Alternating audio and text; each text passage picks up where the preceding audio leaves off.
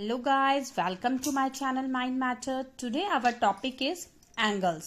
पिछले पार्ट में मैंने आपको लाइंस के बारे में पढ़ाया था. अब हम लोग एंगल्स के बारे में पढ़ेंगे. एंगल्स क्या होता है? एंगल्स का हिंदी होता है कोण.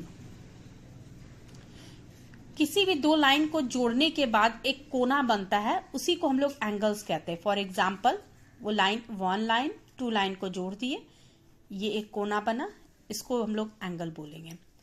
वन लाइन टू लाइन को जोड़ दिए, ये भी एक कोना बना, इसको भी एंगल बोलेंगे. वन लाइन टू लाइन को जोड़ दिए, ये भी एक कोना बना, इसको भी हम एंगल बोलेंगे. एंगल्स जो बनता है उसमें तीन चीज बहुत इंपॉर्टेंट होता है. क्या क्या? ये देखिए, ये रहा हमारा एंगल्स. इस तरीके से ड्रॉ कर लिया हमने. अब देखिए, ये इसको हम लोग बोलते हैं एंगल. ये अभी हम आपको बताए, फिर से बता रहे हैं. ये हो गया आपका एंगल. इसको बोलते, ये जो दो लाइंस होते हैं इसको बोलते हैं हम लोग आर्म. और ये भी आपका आर्मी है.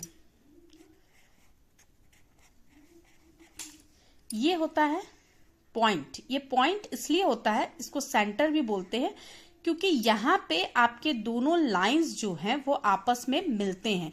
दैट मीन्स दो भुजाएं आपस में मिलती है.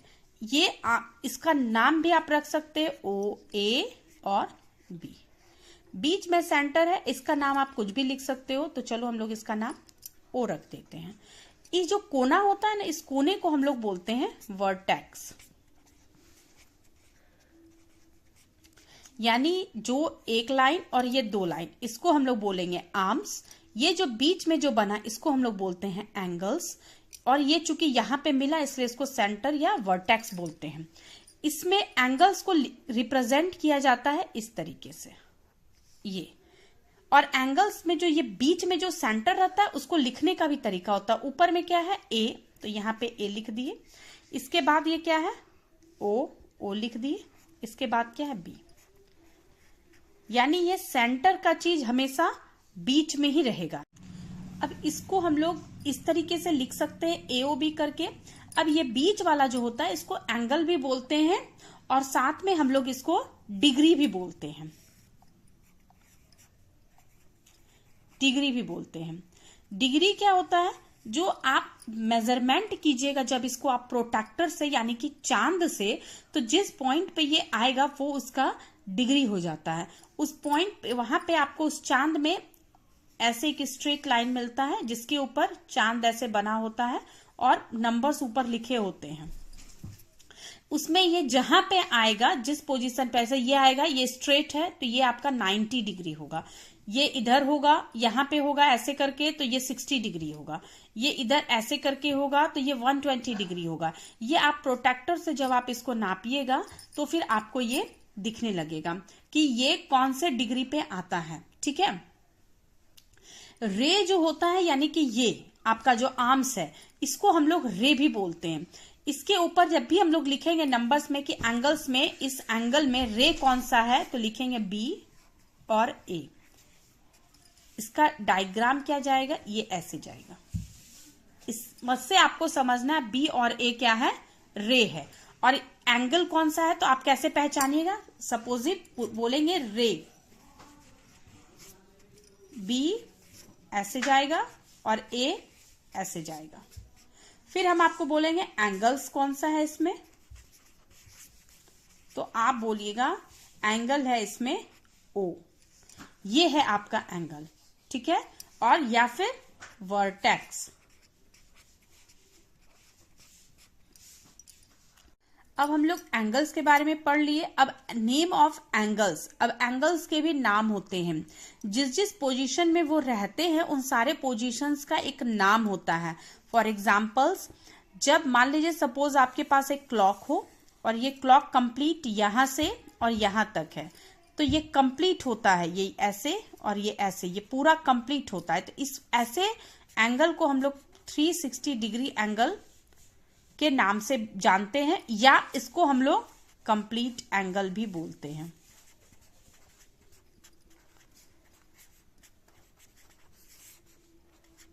अब एक एंगल होता है फिर से एक क्लॉक छोटा सा बनाएंगे। एक एंगल होता है ऐसा हाफ, यानी ये पोर्शन, सिर्फ ये नहीं, सिर्फ ये पोर्शन, ये होता है आपका 180 डिग्री। ठीक है, इसको हम लोग स्ट्रेट एंगल बोलते हैं।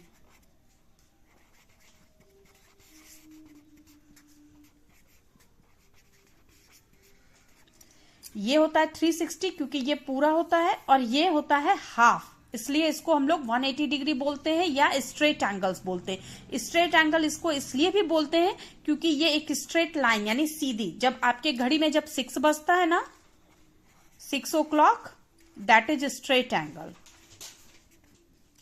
जब 12 o'clock बजता है ना, दैट इज कंप्लीट एंगल। इसके बाद थर्ड एंगल एक और आता है। ये एक सपोज हम लोग वॉच बनाए और ये बनाए, ये यानी कि 3 o'clock, ये वाला पार्ट, इसको हम लोग बोलते हैं राइट एंगल। ठीक है, 1 हो गया आपका कंप्लीट, 2 हो गया स्ट्रेट, 3 हो गया आपका राइट एंगल। अब 4th नंबर में हम लोग क्या पढ़ेंगे? Acute angle.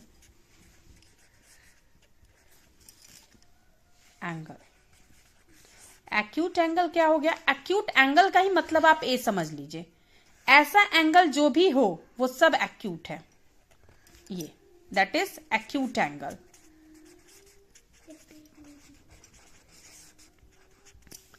इसके बाद होता है 5th नंबर में ऑब्ट्यूज एंगल।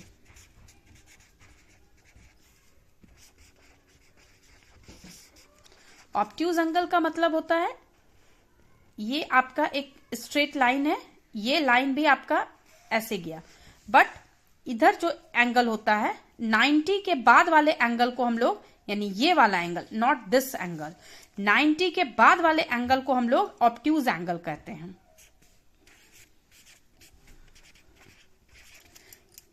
इस एंगल में सारा कुछ 90 से ज्यादा होता है। ये रहा आपका 90, तो 90 प्लस जितने भी होंगे, 90 प्लस वो सब ऑब्ट्यूज होंगे।